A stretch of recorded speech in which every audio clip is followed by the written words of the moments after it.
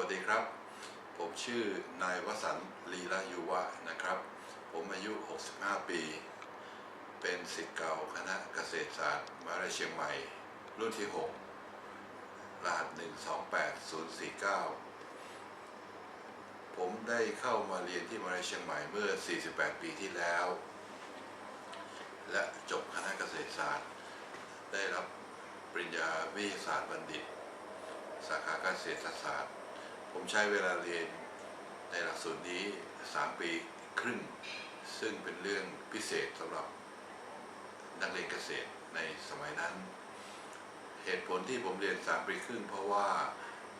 ในช่วงนั้นผมได้เรียนล่วงหน้าไปมากกว่าที่มหาวิทยาลัยกำหนดจึงทำให้ผมเก็บสะสมหน่วยกิตได้ครบถ้วนจนจบ 3 ปีครึ่งเมื่อผมจบจากมหาวิทยาลัยแห่งนี้ผมได้เริ่มทำงานครั้งแรกในเครือเจริญพหุพันธุ์โดยทำงานเป็นนักวิชาการเกี่ยวกับเรื่องสัตว์ปีกของบริษัท Arbor Acre จำกัดตั้งแต่เริ่มทำงานวันแรกจนถึงวันนี้รวมเวลาประมาณมากกว่า 30 ปีที่เป็นลูกจ้างผมเริ่มต้นจากพนักงานเล็กๆคนหนึ่งจนกระทั่งเติบใหญ่ขึ้นมาเป็นระดับบริหารระดับผู้จัดการผมเปลี่ยนงานอยู่ 2-3 ครั้งในงานที่ใหญ่มากขึ้นจากบริษัทในไทยก็กลายเป็นบริษัทต่างประเทศจากบริษัทต่างประเทศแห่งหนึ่งจากของอเมริกาก็เปลี่ยนไปบริษัทแห่งหนึ่งของเยอรมันของสวิตเซอร์แลนด์ต่างๆเป็นต้นผมได้มีโอกาสได้ไปเข้าศึกษาต่อปริญญาโทที่จุฬาลงกรณ์มหาวิทยาลัยในหลักสูตรการบริหารจัดการที่สถาบันศาสินในปี 2539 เมื่อได้ศึกษาประมาณ 2 ปีครึ่งผมได้จบมาได้รับปริญญามหาบัณฑิตทางการจัดการซึ่งหลักสูตรเป็นภาษาอังกฤษตลอด 2 ปีครึ่งที่เรียนที่จุฬาเมื่อใช้วิชาความรู้ของนักเกษตรปริญญาตรีบวกกับความรู้ทางด้านการบริหารจัดการจากสถาบันจากจุฬาลงกรณ์มหาวิทยาลัยทำให้ผมมีความมั่นใจมากขึ้นในการประกอบอาชีพ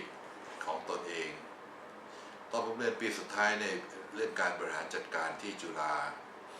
ผมได้เข้าเรียนอยู่คอร์สหนึ่งซึ่งผมประทับใจมากและคอร์สนี้เป็นกุญแจสำคัญทำให้ชีวิตผมได้เปลี่ยนแปลงจากลูกจ้างกลายมาเป็นเฒ่าแก่หรือเจ้าของกิจการเองคอร์สนี้เริ่มเปิดสอนในเมืองไทยสมัยผมเรียนเราในชื่อภาษาอังกฤษว่า The Entrepreneurship เพิ่งเป็นคำรากศัพท์จากฝรั่งเศสถ้าแปลเป็นไทยก็คือศาสตร์ของการเป็นเฒ่าแก่หรือเป็นเจ้าของกิจการเองสอนโดยโปรเฟสเซอร์ที่มาจากอเมริกาหลังจากผมจบการศึกษาจากศาสินหรือจากจุฬาลงกรณ์มหาวิทยาลัยผมมีความมั่นใจมากว่าถ้าเราสามารถใช้ความรู้ความสามารถที่เรามีบวกกับศาสตร์ต่างๆที่ได้รับความรู้มาเราสามารถทำกิจการได้ผมเริ่มวางแผนเริ่มที่จะคิดว่าเราจะทำยังไงถึงจะเป็นเจ้าของกิจการเองสิ่งสำคัญที่สุดก็คือความรู้ทางด้านวิทยาศาสตร์พื้นฐานที่ได้ร่ำเรียนมาจากมช.ก็คือทางวิทยาศาสตร์บัณฑิตทางด้านเกษตรศาสตร์หรือทางภาคสัตวบาลผมจะเน้นเป็นพิเศษในแง่ของเรื่องวิชาการอาหารสัตว์เพราะฉะนั้นเมื่อผมถามตัวเองว่าผมคือใครมีความรู้ยังไงคำตอบก็คือความรู้ก็คือทางด้านนักเกษตรทางด้านวิทยาศาสตร์อาหารสัตว์เมื่อผมตอบคำตอบตัวนี้ได้ผมก็เริ่มที่จะ formulate โมเดลของธุรกิจขึ้นมาครั้งแรกในการทำธุรกิจเป็นที่ทุกคนหนักใจ และทุกคนเป็นห่วงอย่างที่สุดก็คือเรื่องเงินทุนทุกคนหนักใจและเป็นห่วงมากที่สุดก็คือเรื่องสินค้าจะขายอะไรขายแก่ใครขายเท่าไหร่ขายยังไงทุกคนเป็นห่วงเรื่องการแข่งขันเรื่องคู่แข่งทางการค้าทุกคนเป็นห่วงเรื่องอนาคตว่าถ้ามาทำเองแล้วประสบความสำเร็จทุกคนรู้ว่าเป็นยังไงถ้าในทางตัวตรงกันข้ามถ้าล้มเหลวจะเป็นยังไงทุกคนหนักใจเรื่องการเงินการทองว่าจะหาเงินจากไหนมาทำการค้าทุกอย่างนี้เป็นปัจจัยสำคัญที่สุดในการประกอบวิชาชีพโปรเฟสเซอร์ที่สอนผมท่านบอกว่าให้ผมทำโปรเจกต์ขึ้นไปให้ท่านดูแล้วท่านจะดูว่าเป็นยังไงบ้างเมื่อผมทำเป็นครั้งแรกไปผมปรากฏว่าไม่ผ่านเพราะว่าสิ่งที่ผมเสนอไปที่จะขายของส่วนใหญ่จะเป็นของเรียนแบบของก๊อปปี้หรือของที่ตัดราคาจากคนที่เขาขายดีในตลาดซึ่งเป็นความคิดอาจจะเป็นความคิดของเด็กๆหรือคนหนุ่มคนหนึ่งที่คิดง่ายๆเอาความสัมพันธ์ที่ดีกับลูกค้าไปใช้แล้วก็เอาสินค้าราคาถูกๆไปขายตัดราคาเพื่อแย่งตลาดคนอื่นมาทางอาจารย์ผมบอกว่าถ้าคุณทำอย่างนี้คุณก็อยู่ได้ประมาณ 3-5 ปีคุณก็จะจอดป้ายเพราะว่าคุณก็ไม่เคยคิดอะไรที่เป็นตัวคุณเองหรือมี product ของตัวคุณเองหรือมีนวัตกรรมอะไรใหม่ๆของตัวคุณเองคุณคิดแต่จะลอกเลียนแบบคิดจะไปจ้างคนอื่นที่เขาทำถูกกว่ามาขายของอันนี้โปรเฟสเซอร์บอกได้เลยว่าขอพยากรณ์ได้เลยว่าคุณต้องจบเอแล้วก็บริษัทนี้ก็จะไปไม่รอดเมื่อท่านตอบมาอย่างนี้ผมก็มีแรงบันดาลใจอันหนึ่งว่าแล้วจะทำยังไงล่ะครับที่จะทำให้ผมอยู่ได้ในธุรกิจอาจารย์ผมก็แนะนำว่าคุณควรจะหาโปรดักที่ง่ายๆมาขายก่อนเพราะคุณมีความสามารถอยู่แล้วคุณรู้จักตลาดคุณรู้จักลูกค้าคุณรู้จักว่าลูกค้าต้องการอะไรคุณไปหาโปรดักที่ใครๆก็ใช้หรือที่เราเรียกว่าเจเนริกเข้ามาขายก่อนพอคุณขายโปรดักพวกนี้ไปสักพักหนึ่งคุณมีเงินมีทองพอสมควรกำไรอาจจะไม่มากแต่คุณก็มีของทำมีของเล่นแล้วในขณะเดียวกันคุณก็พัฒนาโปรดักต์ใหม่ๆขึ้นมาหรือสร้างอะไรขึ้นมาเองขนานกันไปคู่กันไปจนถึงวันหนึ่งที่เหมาะสมคุณก็จะได้ของคุณที่เป็นตัวของตัวเองและในที่สุดคุณก็จะสามารถจะกำหนดอะไรบางอย่างในตลาดได้นี่คือแรงบันดาลใจที่ผมได้รับจากท่านแล้วก็ทำให้ผมเนี่ยปฏิบัติตามนี้แล้วก็เลิกที่จะคิดก๊อปปี้หรือเลิกที่จะคิดตัดราคาหรือเลิกที่จะคิดลอกเลียนแบบใครทั้งสิ้นตั้งใจอย่างเดียวว่าจะต้องทำอะไรต่างๆที่ให้มันต่างกับคนอื่นแล้วก็เป็นตัวของตัวเองเงินทองที่ใช้หรือปัจจัยต่างๆที่ใช้ก็ได้มาแต่ไม่มากนักจากการประกอบอาชีพในระยะแรกเพื่อเป็นทุนในระยะ2ต่อไปพอเข้ามาในสเตจ2ซึ่งใช้เวลาผ่านไปประมาณ 3-4 ปีผมพบว่าการสร้างโปรดักต์เองขึ้นมายากมากเพราะว่าไม่มีบริษัทที่ไหนในโลกอยากจะมาดีลกับบริษัทเล็กๆอย่างบริษัทผมหรือไม่อยากจะมาฝากอนาคตกับบริษัทอย่างเราเขาก็อยากจะไปทำกับบริษัทใหญ่ๆจะดีกว่าเพราะฉะนั้นพอไปติดต่อต่างประเทศโดยการติดต่อส่วนตัวเขียนจดหมายไปหรืออะไรไปต่างๆบางครั้งจะไม่ได้รับคำตอบหรือได้รับการเมินเฉยเพราะว่าเนื่องจากคำถามก็มีอย่างเดียวคือคุณคือใครพอเราตอบว่าเราคือเราอะไรต่างๆเขาก็มีความรู้สึกว่างั้นไม่เป็นไรผมขอไม่ทำกับคุณละกันอะไรต่างๆผมได้รับการปฏิเสธจากบริษัทใหญ่ๆต่างๆจนกระทั่งเกิดความเคยชินเกิดภูมิคุ้มกันแล้วก็เกิดความอดทนขึ้นมาว่า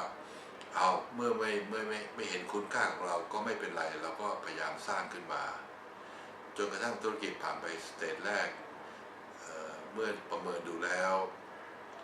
เราแทบจะอยู่ไม่ได้เลยเพราะกำไรที่ได้มาเนี่ยมันน้อยลงทุกวัน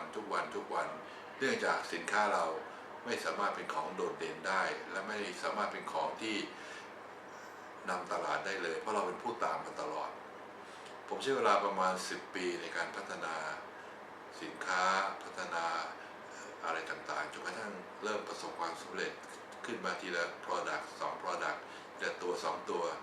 จากประสบการณ์ของผมเนี่ยถ้าเราเริ่มทำประมาณ product ประมาณ20ตัวเราจะประสบความสำเร็จประมาณ 1-2 ตัวเท่านั้นเองจะไม่ใช่ทั้ง20ตัวจะติดตลาดหมดหรือดังหมดจะมีล้มเหลวนะครับจะมีผิดพลาดแล้วมีก็ไม่ได้ผลเนี่ยเยอะมากเพราะฉะนั้นคาถาสิ่งหนึ่งที่สำหรับเฒ่าแก่ใหม่หรือคนทำกิจการใหม่สำคัญที่สุดเลยก็คือต้องมีความอดทนอย่างยิ่งและก็ต้องไม่ผิดหวังอะไรง่ายๆและก็ต้องไม่คาดหวังอะไรแบบเพ้อฝันหรือเพ้อเจ้อแล้วก็สำคัญที่สุดคือไม่มีสิ่งมหัศจรรย์เกิดขึ้นถ้าไม่พยายามหรือไม่อดทนนะครับสรุปก็คือสิ่งที่ผมทำประมาณ 20-30 ตัวบางครั้งจะติดตลาดเพียง1ตัวเท่านั้นเองที่เหลือก็ต้องทิ้งหมดหรือเลิกไปไม่ได้ผลนะครับแต่เราอยู่ในตลาดเดิมลูกค้าเดิมเพราะฉะนั้นสำคัญที่สุดคือชื่อเสียงนะครับเราไม่สามารถจะโกหกลูกค้าหรือเราไม่สามารถจะกระล่อนปิ้นปล้อนเพื่อจะขายโปรดักต์ได้เลยเพราะว่าเราจะต้องกลับไปหาเขาอีกนะครับเพราะฉะนั้นวันนี้เขาไม่ซื้อเราพรุ่งนี้เขาอาจจะซื้อเราก็ได้ถ้าเราสามารถจะนำเสนอสิ่งที่ถูกต้องได้นะครับทีนี้หลักในการบริหารที่เป็นเจ้าของกิจการมาเองเนี่ยนะครับปีนี้ก็ครบปีที่25นะครับผมก็ยอมต้องพูดได้ตามตรงแล้วว่าเป็นจุดที่ผมสามารถที่จะยืนหยัดอยู่ได้แล้วแล้วก็เป็นบริษัทที่ค่อนข้างจะสามารถจะวิ่งได้ตัวของเขาเองแล้วนะครับผมก็มีพนักงานอยู่ทั้งหมด70คนนะครับแล้วก็มีธุรกิจอยู่ทั้งหมด11ประเทศรวมทั้งประเทศไทยนะครับธุรกิจของเราก็คือเราจำหน่ายสารถนอมคุณภาพอาหารสัตว์นะครับเมื่อใส่เข้าไปในอาหารสัตว์ทำให้อาหารสัตว์ปราศจากเชื้อรานะครับหรือปราศจากการติดปนเปื้อนเชื้อแบคทีเรียเมื่อเอาไปเลี้ยงสัตว์นะครับสัตว์ก็เจริญเติบโตได้โดยไม่ต้องใช้ยาปฏิชีวนะหรือไม่ต้องใช้ยารักษายาป้องกันต่างๆมีอยู่สิ่งหนึ่งที่เข้าทำให้ผมค่อนข้างจะโชคดีก็คือสิ่งที่เราเดินมาเนี่ยมันไม่ผิดทางนะครับก็คือวันหนึ่งทั่วโลกประกาศนะครับห้ามใช้ปฏิชีวนะในอาหารสัตว์เพราะฉะนั้นเพราะว่าเหตุผลก็คือเมื่อสัตว์กินอาหารที่มียาเข้าไปเมื่อคนกินเนื้อสัตว์นะครับคนก็จะเกิดการต่อต้านเชื้อแบคทีเรียแล้วในที่สุดก็จะเสียชีวิตเพราะว่าแบคทีเรียสามารถจะต่อต้านเชื้อต่างๆที่ผสมในอาหารสัตว์ได้เมื่อราชการห้ามใช้สารพวกนี้ในอาหารสัตว์นะครับวิธีการแก้มีอย่างเดียวคือต้องทำอาหารสัตว์ให้สะอาดเพราะฉะนั้นมันก็เข้าทางที่ผมทำพอดีก็คือผมทำทุกอย่างที่ทำให้อาหารสัตว์สะอาดโดยไม่ต้องใช้ยานะครับมันก็เหมือนกระโชคช่วยนะครับหลังจากลำบากมาเกือบร่วม30ปีสิ่งที่เราขายอยู่ขณะนี้ตรงกับความต้องการของลูกค้าพอดีแล้วก็เป็นสินค้าที่เราสร้างขึ้นมาเองไม่ได้ลอกเลียนแบบใครนะครับไม่ได้copy หรือไม่ได้ไปตัดต่อแต่งจากใครเลยเป็นสินค้าที่เราสร้างมาลำบากมาตลอดแล้วก็เป็นที่ยอมรับในวงการอาหารสัตว์ปัจจุบันนะครับแนวโน้มก็จะโตขึ้นทุกปีนะครับขณะนี้ผมมีโรงงานอยู่ในประเทศไทยอยู่2โรงซึ่งมีฐานการผลิตที่ใหญ่พอสมควรนะครับที่จะขายได้ทั่วเอเชียเราตั้งปฏิภาณไว้ว่าเราจะขายในเอเชียนี้ให้เรียบร้อยแล้วเราก็จะขายให้ทั่วโลกในปี 2020 ซึ่งเป็นปีที่เราตั้งใจว่าเราจะไปทวีปอื่นนอกเหนือจากเอเชียนะครับหลักปรัชญาในการทำงานของผมก็มีง่ายๆหลังจากประสบการณ์อันยาวนานก็มีอยู่5ข้อก็คือผมพยายามบริหาร5ข้อนี้ให้แข็งแรงและให้ดีที่สุดเพื่อทำให้การทำงานประสบความสำเร็จก็คือข้อแรกที่ผมบริหารก็คือลูกค้านะครับลูกค้านี่ก็คือผู้ที่มีผลประโยชน์สูงสุดกับบริษัทก็คือผู้ที่ช่วยบริษัทสนับสนุนบริษัทนะครับซื้อสินค้าของเราอันที่2ที่ผมดูแลก็คือซัพพลายเออร์หรือคนที่ขายสินค้าให้เราเพื่อมาทำสินค้าให้ลูกค้านะครับผมต้องทำงานเขาแบบยุติธรรมแล้วก็ ให้เขายอมรับนับถือเชื่อถือในความซื่อสัตย์ในความรักษาคำพูดนะครับและมีผลประโยชน์ร่วมกันอันดับ3ที่ผมดูแลอยู่ก็คือแหล่งการเงินสถาบันการเงินเช่นธนาคารหรือผู้ที่ให้เรากู้ยืมเงินเขาต้องเชื่อใจเราไว้ใจเราและก็สบายใจที่จะทำงานกับเรานะครับอันที่4ที่ผมดูแลอยู่และสำคัญที่สุดก็คือเพื่อนพนักงานที่ทำงานร่วมกันในบริษัทผมต้องพยายามดูแลสารทุกข์สุขดิบพวกเขาให้ดีๆแล้วก็ให้ความยุติธรรมกับเขาเป็นที่พึ่งของเขาแล้วก็ทำให้เขามั่นใจว่าเขาทำงานในบริษัทที่น่าทำและก็มีกำลังใจในทำงานต่อไปสุดท้ายที่ผมดูแลอันที่5ก็คือครอบครัวเช่นบุตรภรรยาหรือญาติมิตรต่างๆผมก็ต้องดูแลให้ดีที่สุดเพื่อให้กลุ่มที่5นี้สบายใจไว้ใจและก็สนับสนุนผมในการทำงานทุกเช้าตื่นมานะครับผมจะถามตัวเองอยู่เสมอเลยว่าใน5กลุ่มที่ผมดูแลอยู่เนี่ยมีกลุ่มไหนเนี่ยไม่มีความสุขหรือไม่เรียบร้อย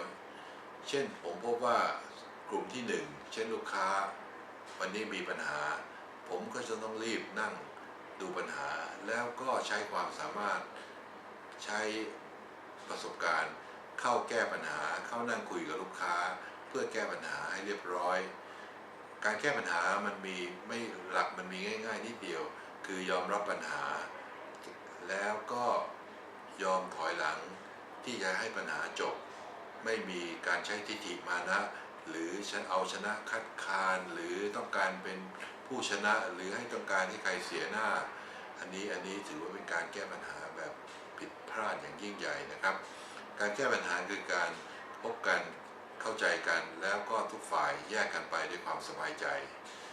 เช่นวันนี้ผมดูแล้วครอบครัวไม่แฮปปี้นะครับก็คือภรรยาหรือบุตรไม่มีความสุขทำอะไรไม่เรียบร้อยผมก็ต้องหันมาถามว่าทำไมไม่เรียบร้อยอาจจะเราให้เวลาพวกเขาน้อยเกินไปหรือเราทิ้งขว้างหรือไม่สนใจกิจกรรมของครอบครัวหรือลูกมีงานที่โรงเรียนแล้วไม่เคยสนใจจะไปภรรยาชวนไปงานแล้วไม่ไปอะไรต่างๆอันนี้สำคัญมากเพราะถ้างานดีนะครับลูกน้องดีลูกค้าดีธนาคารดีเรากลับมาบ้านครอบครัวเราไม่มีความสุขเราก็ไม่ถือว่าไม่ดีนะผิดพลาดเพราะการบริหารทั้ง5พอร์ตเนี่ยนะครับเป็นสูตรสำคัญที่สุดเลยนะครับที่จะทำให้ทุกฝ่ายอยู่กันได้นะครับแล้วก็ทุกฝ่ายมีความสุขผมหลักอันนี้นะครับก็ไม่ได้มีสอนในหลักสูตรที่ไหนหรือไม่ได้จำใครมาแต่เป็นหลักที่ผมเอามาเรียบเรียงประกอบนะครับแล้วก็เอามาแชร์ให้ฟังเพราะว่าท่านจะได้ไม่เสียเวลาไปทำอย่างอื่นนะครับไม่ต้องใช้ไสยศาสตร์มาแก้ปัญหาไม่ต้องใช้เลิกยามหรือซีเรียสกับอะไรมากจนเกินไปแล้วก็ติดกับประเพณีหรืออะไรต่างๆจะทำอะไรไม่ถูกต้องนะครับคือหลักง่ายๆของคนเรามันมีอย่างเดียวครับก็คือยอมรับความจริงนะครับแล้วก็รู้ตัวเองว่ากำลังทำอะไรอยู่นะครับปัจจุบันหลังจากงานการเข้าที่เข้าทางเรียบร้อยผมก็เริ่มกลับมามองสังคมนะครับเริ่มกลับมามองชุมชนนะครับว่าเราจะทำยังไงให้สังคมและชุมชนข้างๆดีขึ้นนะครับเราก็มีการจัดสรรปันส่วนเงินส่วนหนึ่งของผลกำไรที่เราได้นะครับกลับไปยังชุมชนเช่นให้การศึกษานะครับเช่นบริจาคอุปกรณ์การแพทย์ให้โรงพยาบาลเช่นบริจาคทุนการเล่นห้องสมุดหรืออะไรต่างๆนะครับที่เกี่ยวกับการทำให้คนอื่นดีขึ้นโดยการแบ่งปันโดยการแชร์นะครับโดยนโยบายที่ผมใช้แล้วก็ถือปฏิบัติอยู่ทุกวันก็คือการให้โดยไม่หวังสิ่งตอบแทนนะครับทำโดยอัตโนมัติแล้วก็ทำจนเกิดเป็นนิสัยนะครับเพราะคนเรานะครับเราพิสูจน์ได้มาแล้วนะครับว่าเรายิ่งให้เราก็ยิ่งได้นะครับสิ่งที่ได้เห็นชัดๆเลยคือได้ความสบายใจได้ความสุขใจนะครับแล้วก็อันหนึ่งก็คือเมื่อเราทำงานร่วมกับสังคมนะครับแล้วเราไม่เอาเปรียบสังคมเรามองทุกอย่าง ถูกต้องปัญหามันก็จะเกิดน้อยลงที่สุดนะครับก็ไม่มีใครสมบูรณ์แบบไม่มีใครเพอร์เฟกต์นะครับผมก็ยังเรียนรู้แล้วก็ยังแก้ไขปัญหาแล้วก็ยังปรับปรุงตัวเองอยู่ทุกวันนะครับบางครั้งผมได้ยินประโยชน์ดีๆจากเด็กๆรุ่นลูกรุ่นหลานนะครับเอามาคิดเอามาฟังมันก็ถูกต้องดีนะแล้วก็เอาไปทำก็ได้ผลดีนะครับผมไม่มีที่ฉีดมานะเลยว่าผมโตกว่าจะต้องไม่ฟังเด็กอะไรต่างๆบางครั้งแค่ประโยคเดียวนะครับช่วยอะไรได้เยอะเลยนะครับแล้วก็สิ่งสำคัญที่สุดก็คือเราจะลืมไม่ได้เลยก็คือเราอยู่ในสังคมนะครับเราต้องมีคาถาอันหนึ่งสำคัญที่สุดเลยสำหรับตัวผมเองในการปฏิบัติงานนะครับก็คือเรื่องกตัญญูรู้คุณนะครับเราต้องรู้คุณพ่อแม่รู้คุณครูบาอาจารย์นะครับแล้วก็รู้คุณประเทศชาติสิ่งนี้เป็นคาถาสำคัญที่สุดนะครับการรู้คุณการกตัญญูนะครับผมก็คงมีหลักการคร่าวๆตามนี้นะครับขอขอบคุณทุกท่านครับสวัสดีครับ